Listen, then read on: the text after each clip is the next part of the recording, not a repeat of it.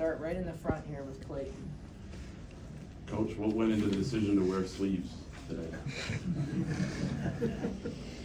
Well, my friend Ward Manuel said, congratulations, but you're wearing sleeves, no shorts, and a cap. So that's what went into it. Front left here, Steve.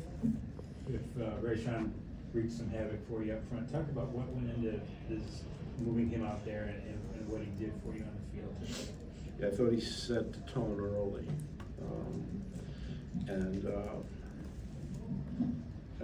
Wink had a really good plan. We're going to move him around more, so you have to account for him. And he is a very, very explosive player. And I thought he set the tone early and kept going for us. On the right, Sam. Justice Haynes has been really consistent and productive in his first 3 starts. What have you seen from him in practice, and what do you see from him today? Give me that again. Justice Haynes has been really productive his first 3 starts. What do you see from him today? Yeah, he rushed for over 100 again. Coming into the game, he was the 4th leading rusher in the nation, and he's very dangerous. You know, I think he got a 70 called back or something like that. So he's developing, and he's a dynamic back, and we have a bunch of dynamic backs. In the back there, Austin. Biff, was it by design for Bryce to use his legs more today, or is that just him seeing an opening and making plays? Sherrone really wanted to open things up with him a little bit when he felt it was the right time to do so. And, you know, he's young and you want to kind of scale him into it. And Chip Lindsey really took that mandate and I think did a great job. Bryce is just, you know, so it was a plan to get him using his legs a little more, but I mean, I have a Labrador Retriever that could coach that guy. I mean, he's unbelievable. On the left here, Aaron. Similar question, how much of a difference do you think it made with Bryce using his legs today? I think it's critical because what he does is he does not, when a quarterback can extend a play, you know, you're a defense, you play 2 plays really well, and you think you're getting off the field, and this kid extends the play with his legs. It is, those things are heartbreaking for defenses. I mean, it takes a lot out of you, and it breaks your spirit a little bit. And he's, boy, he's gifted. I mean, y'all saw that, but he is so gifted. I'm glad we got him. On the right, Alina. Samaj Morgan had 4 receptions today and a 32-yarder. What have you seen from him today, and just talk about him in general? Yeah, Samaj is a very valuable player. He obviously plays on special teams, and he's a electrifying player on offense. He's a guy, a lot of those catches, you know, some of them were longer, but he'll take a swing pass and turn it into 8, 10, 12 yards. And you have to account for him when he's in the slot. And that's sometimes hard to do. So I thought he played really well. Up front here, Tony. Yeah, Biff, just one more about Bryce's legs. How much does that open up lanes for the running backs as well? Well, I think today, if you look at today, we didn't start out the game rushing the football with great dominance. And when he started using his legs, some of them some design runs that Coach Moore really felt strongly about, that kind of got him off, you know, to a good start running the football. And then of course the scrambles and the broken plays. You know, how do you defend against that? You can't stop it all, right? You have to pick your poison. And with a kid like this, you know, you come into this game and you say, well, what we're going to have to stop is we're going to stop him throwing. And then he winds up, what did he have, Dave, rushing? 114. 114 rushing. 2 touchdowns. And and then it just kind of puts your game plan a little bit in the waste paper basket. So it was very important. On the left, Tom. Biff, moving back over to defense, the quality fundamental tackling, was that emphasized this week, and what did you see in the field today in that regard?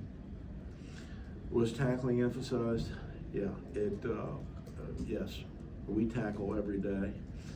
This past week, coming up to this game, those tackling circuits were extended a few periods, and I thought we tackled really well today.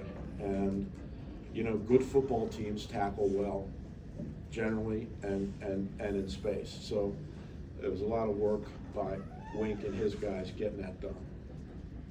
On the right, Chris. Offensive line shakeup, obviously due to injuries. Can you just talk about how those young guys played and replacing those guys? Yeah, Sherrone spent all individual this week with the offensive line. I mean, you know, he was the best offensive line coach in the country for 2 years. He won the back-to-back Moore Award, and in my opinion, the best coordinator too. So he got over there and kind of started looking at things, and I think that that will continue when he gets back. And I think it's really important for a football team. We played, I think, all of our offensive linemen, and there was not an instance in the game, which is rare, where our second and third units were not knocking people off the ball. And I think that's really impressive, and they're very young. It's a young football team, highly talented and very young. And you know, I want to say this. You know, what an odd day. Because this day was actually heartbreaking for me. Because, you know, I have children that are Sherrone's age.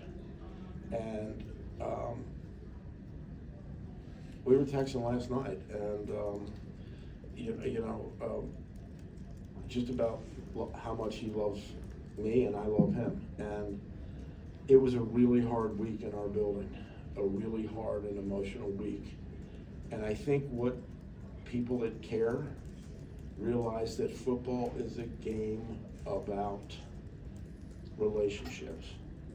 And his players love him like you wouldn't believe. And what I would say today was you saw a love letter from 120 young men to their football coach today.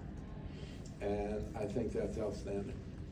Got time for about 3 or 4 more. We're gonna go Angelique, Ryan, Joel, and John. John, so Angelique, go ahead. I have 2 questions. I was gonna ask you about the love letter comment you made at halftime, which you just made.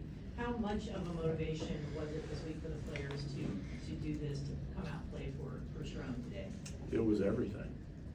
You know, he said, you know, Don, you know, I don't want you playing for me, and you know, I want you playing for yourselves, and I want you playing for the coaches and for Michigan. And you know, as soon as he walked out of the door, I said, we love them, we all work for them, but we're not listening to that.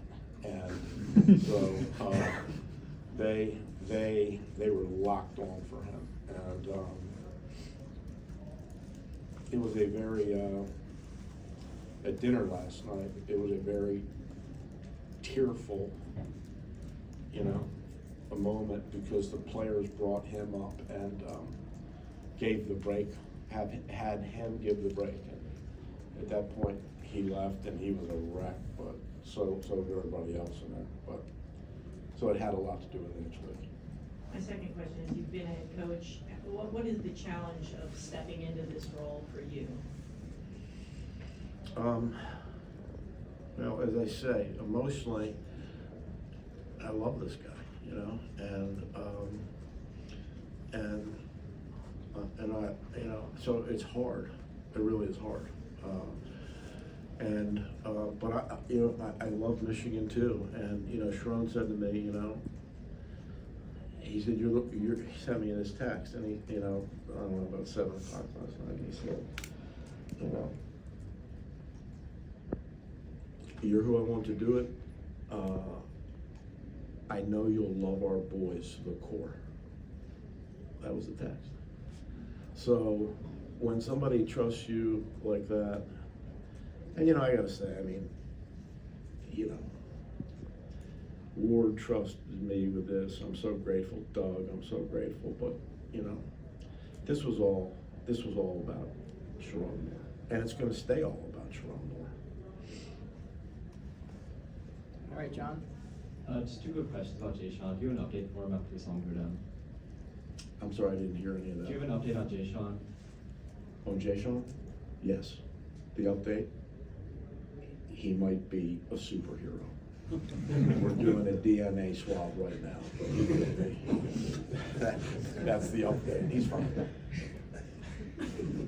The back, Joel. We're done after these two. You know the schedule gets tougher from here on out, but what we saw offensively today, Bryce being a dual threat, the running game, everything. Is this like a textbook example of what this offensive identity needs to be? Yes, it's an explosive offense. It's designed to be an explosive offense. It's designed to be an up-tempo offense.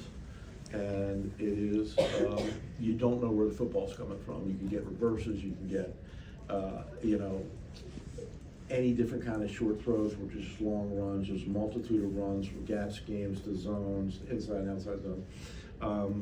You know, there's a robust screen game, which you didn't really see today. So it is a very hard offense to stop. And I understand what the next question is going to be. We thought at Oklahoma we would take the air out of the ball because they're an air raid offense, and you know we're not taking the air out of the ball ever again. Not with this guy in the taking snaps. All right, last question here, Ryan. How much different was this week for you in preparation for, I know Sherrone was with the team, and how much do you think next week will be different for you too, based on, or compared to your typical week? Well, it's going to be a lot different, right? I mean, I'm going to try to do everything that, as I think he would do it, and because the players are used to that. And I will say this to you. I've been around a lot of coaches, a lot of really good coaches. Sherrone's, he's a young superstar. He's a superstar. All right, thanks everyone. We'll bring some more players in.